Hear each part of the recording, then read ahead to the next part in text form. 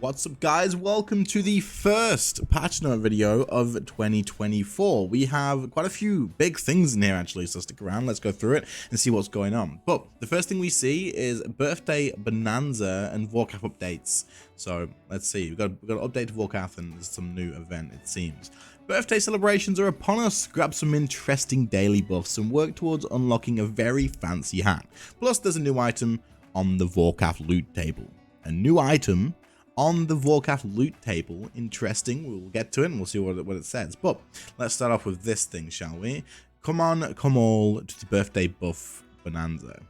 I will talk about this in a minute, but from the launch of today's update until January 21st, you can access a daily power-up, progressing towards unlocking your very own fancy hat.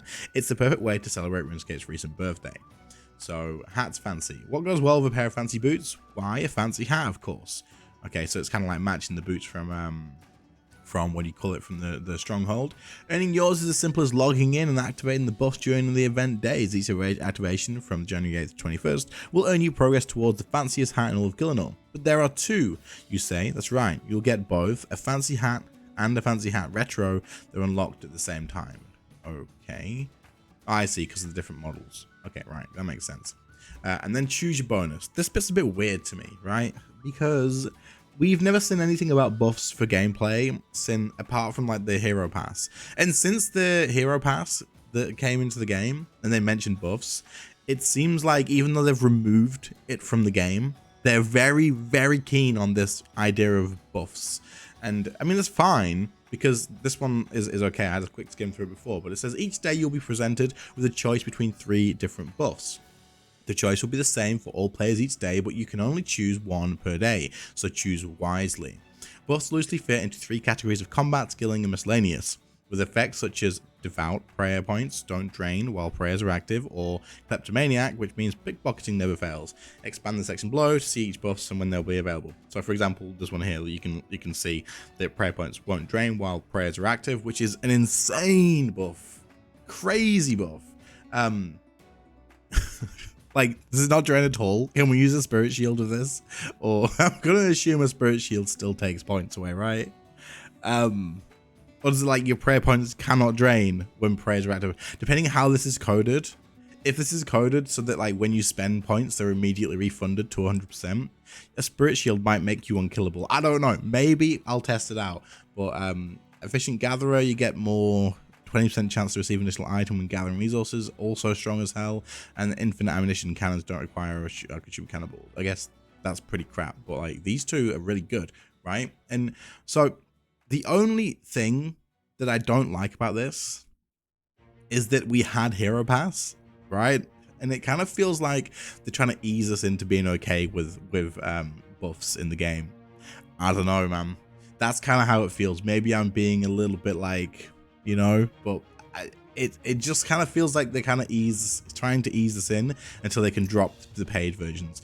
The second we smell any sort of MTX with this, we should be kicking the hell off. And I genuinely think that even this is a bit weird. Like, I know it's only 2 hours, and then it's 4 hours, and then it's 12 hours for a bond. Like, I don't know, but we'll see. But here's the list here. What I'll do is I'll link this full post in the description, and you guys can just check this post out and see what you think. But we'll have a quick skim through. Combat spells, teleports don't require runes. It's going to affect the market, right? It will affect the market. 50% necromancy ritual output, so like everybody's going to be using that to get more like necroplasms and whatnot, and all that ectoplasm and stuff. So again, affects the market. Cooldown of escape and surge is reduced to 4.8 seconds. Everybody's going to be all over the freaking place, which is pretty interesting. See, the ones like this aren't a big deal because this doesn't matter too much. But like the ones that I think affect the market a little bit is a bit weird.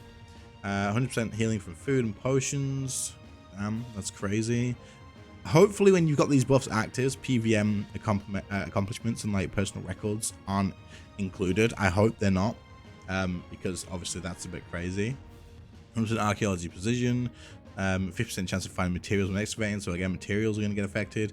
300% produce at liver farm. Like, there's quite a lot of stuff here that's a little bit like it could mess with the market a little bit. We'll have to see how it goes, but I don't know. What do you guys think? What are your thoughts on this? Once you've chosen, you get a 2-hour buff that only ticks down when you're logged in. Feel free to take breaks if the day ticks over while your buff is still active. You'll be able to keep using it for its remaining duration as long as you don't log out or hit the lobby. Doing so will remove the active buff, gives you the new day's choice of buffs. What? If you were to take breaks, if the day ticks over while your buff is still active, you'll be able to keep using it for its remaining duration. Okay, so if you still have time at reset, then it would be fine. If you're unsure which to pick, don't fret. You can hide the window and choose later when you know. Okay, cool. I mean, I don't know. I don't know if I like this event, if I'm being honest. I don't know if I like it. Maybe I'm just being a bit weird, but I kind of, it feels a bit weird. Do I have to pick a buff if I just want the hat? Yes, you want to gain progress to choose a buff. What about Iron Man and free to play? Can get rewards. Players will be able to earn progress towards a fancy hat, but will not be able to access the buff system. Pick the wrong buff or change my mind. Can I go back? No. I joined this event late and won't be able to earn my fancy hat. Will it make a return? We're reviewing alternative methods to earn these, such as similar events in the future, via Premier. It'll be the Premier Club tokens then probably. So it'll probably be that. Okay, VORKATH feedback and updates. This is what I was interested in taking a look at the most. Let's see. Back in November, we've made some updates to the VORKATH encounter. We wanted to encourage players to step into hard mode and improve the loot tables with player feedback. Today, we're adding a new item to the VORKATH loot table and collection log, the VORKATH scale. This could make it worth doing. So let's see. This hard mode only crafting material will allow you to directly enhance your Dracolich armor from tier 90 to tier 92 without the need for ancient scales or other materials. Right.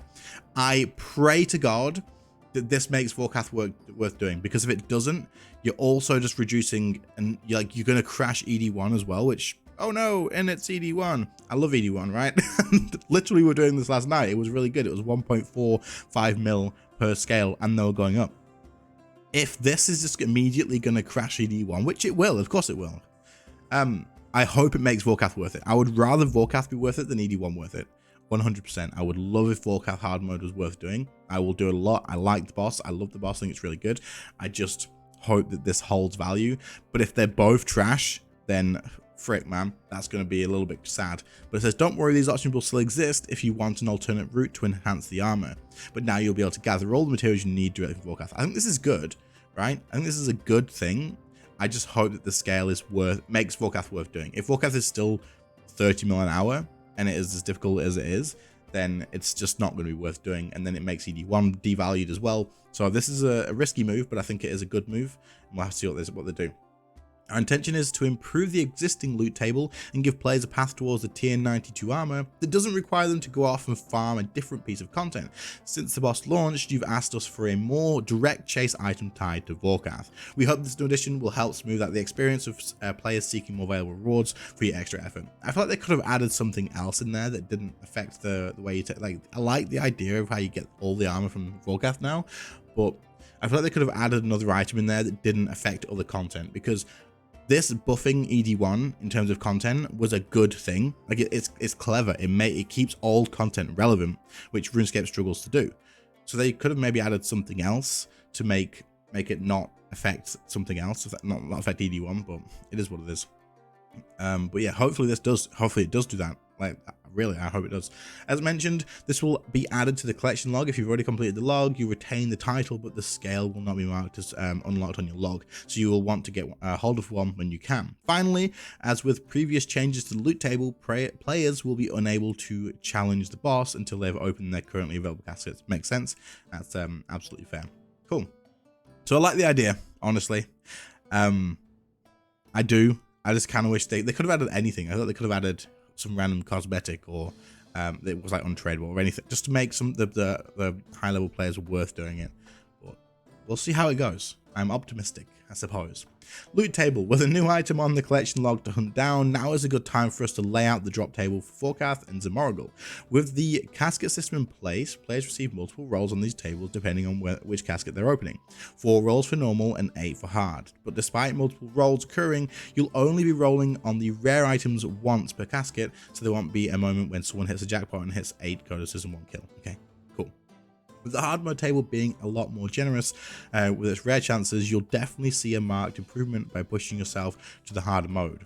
I mean, that's fine, but the loot isn't worth anything. So like you can say, you'll get more from doing hard mode. You should, but the loot itself isn't worth anything. Hopefully the scale is actually going to have value because, I mean, it should have the equal value of whatever the ancient scales are now, and how many you need. I don't know exactly how many you need, but it's a lot, right? So it should have that much value. I think it's a lot, so it should be worth. Anyway, hard mode, you get a spike for 1 in 15, whereas normal it's 1 in 50. The codex is 1 in 300 in normal mode, but it's 1 in 125 in hard mode, which is obviously a lot better. And the scale is the same. The pet is 1 in 1000 instead of 1 in 2000, and the cosmetics is 1 in 5000 instead of 1 in 2500. Okay, cool. And the threshold is 400 kills. Okay. VORKATH scale is only available in hard mode and shares a drop chance with the invoked word of bones and Contagion Codex. Once the chance is hit, it's 50-50 to get either the scale or the codex. Okay, cool. That makes sense. Fair enough. All right. So we now know the drop rates for VORKATH. I think the scale is a great idea. I do. I just hope it stays a good idea. Like if VORKATH now is worth doing, freaking hell yes, man. So glad. We'll be doing some VORKATH on hard mode in stream once I'm streaming again next. That's good. But hopefully, man, hopefully it stays there. Join mod Black Witch as they show mod Doom of all of us around the new improved Kandarin region, which is on Twitch today. No, on the 11th. On the 11th. Okay, cool. And Twitch on the calendar, we have Genie's Wishes and Dragon's Dozen. I don't think it's mentioning any new rewards. No, so we don't care. Patch notes. Christmas Village. Peppermint outfit and the combined hat and scarf can no longer be keepsaked. They will instead be unlocked automatically in the wardrobe. Oh no. Okay, I was like, people aren't going to be happy, but it says here that any previous ones have been cleared and the keys have been refunded. Good idea. That's nice to see. The Christmas 2023 music track will now unlock automatically upon login. Good. VORKATH and Zamorgul. New item and scale has been added. Cool. It's 1-to-1, so it's fine. Can be used with Drakelich armor to elite Drakelich armor. Okay, cool, yeah, that's fine. VORKATH scales has been added as a requirement to complete the boss log. Fix an issue where players could join the player's instance once the boss was already defeated. Players can now set fastest kill times when fighting VORKATH and Zamorgul in hard mode. You can now set fastest kill times when fighting them. I'm not sure what that means. Could you not have a personal record before or something? Is that what that means? Fix an issue that would cause the phase markers on VORKATH's HP and Battle of Frenzy fight to display the wrong information. Fix an issue that would cause the phase indicators on Zamorak fight to display the incorrect HP. Cool. And they were stacked at one location. Is that what it was? Okay, cool. So that's fixed. Players now have to be present when starting the Zamorgul and VORKATH fight via the gate to be able to claim loot. Okay. Kill count achieve. I'm not sure what that means. Players now have to be present when starting the fight. You can't join mid-fight and then get the loot. Okay, that makes sense. Kill count achievements for VORKATH and Zamorgul will now be displayed correctly. Fix the issue that caused clues to drop on the ground when gaining a VORKATH shard, the Karos clue carrier. Okay, and then general. Damn, there's quite a lot here. Okay, let's get through it, shall we? This is already getting pretty long. Players can no longer use a power burst of acceleration to skip certain boss mechanics. Spencer is that about like AOD? Maybe? Spencer has reclaimed Santa's activity flyers and packed up his notable for the year. Reduced Skybox transition speed in Araxor. The Seer's headband cosmetic override should now be unlocked.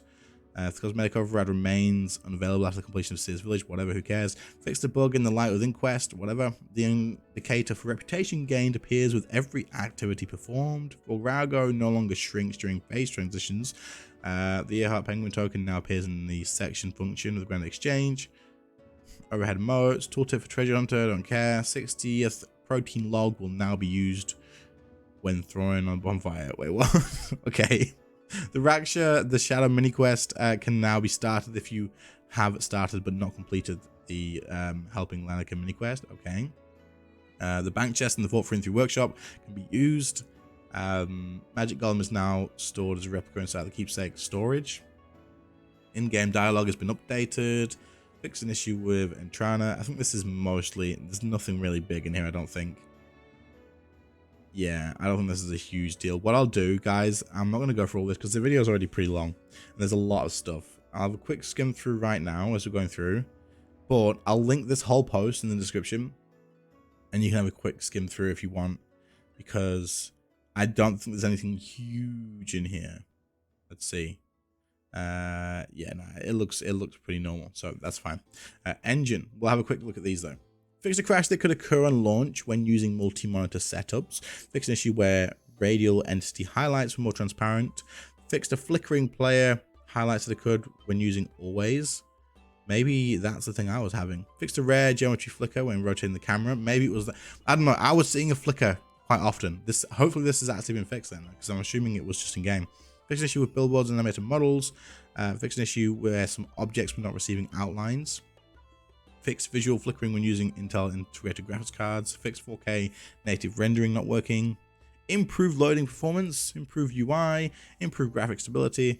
Whatever that means. Increase the distance at which radial entity highlights are visible and optimize the vol. Okay, so cool. So there was a lot. It seems like there's a lot of engine bugs and they fixed them, so that's good. Community showcase stuff looks absolutely badass. Love it. Always cool to see. And other than that, guys, that's pretty much it. So thanks for watching. Hopefully you found it interesting. The VORKATH thing is super interesting. The buffs I'm very unsure about. Let me know what you think about that in the comments. And I'll catch you on the next one. See you later, guys. Have a good one. And bye.